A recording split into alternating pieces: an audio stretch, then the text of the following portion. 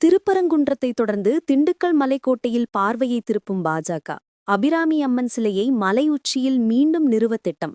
தமிழகம் முழுவதும் திருப்பரங்குன்றம் விவகாரம் பெரும் பேசுபொருளாக மாறியுள்ளது. மதுவையைச் சேர்ந்த இந்து தமிழர் கட்சித் தலைவர் ராம ரவிக்குமார் தொடர்ந்த வழக்கில் திருப்பரங்குன்றம் மலை உச்சியில் தீபமேற்ற உயர்நீதிமன்ற மதுரை கிளை அனுமதி அளித்தது. ஆனால் சட்டம் ஒழுங்கை காரணம் காட்டி மாவட்ட நிர்வாகம் அனுமதி மறுத்ததால் பாஜக மற்றும் இந்து முன்னணியினர் போராட்டத்தில் ஈடுபட்டனர். இதனைத் தொடர்ந்து பாஜக தலைவர்கள் நயினார் நாகேந்திரன், ராஜா உள்ளிட்டோர் கைது செய்யப்பட்டனர். இந்த பரபரப்பு அடங்குவதற்குள் பாஜக தனது அடுத்த பார்வையை திண்டுக்கல் பக்கம் திருப்பியுள்ளதாக தகவல்கள் வெளியாகியுள்ளன.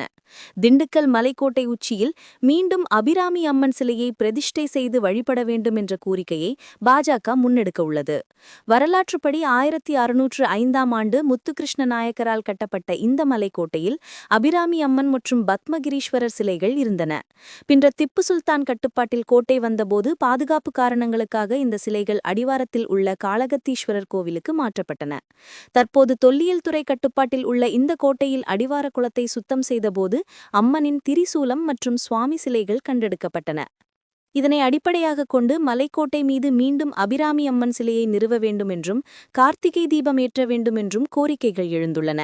இதற்கான முன்னெடுப்பாக பாஜக இளைஞரணி மாநில செயலாளர் எஸ்.ஜி. சூர்யா அண்மையில் திண்டுக்கல் மலைக்கோட்டையை பார்வையிட்டு அதன் வரலாறு குறித்த ஆவணங்களை சேகரித்துள்ளதாக கூறப்படுகிறது.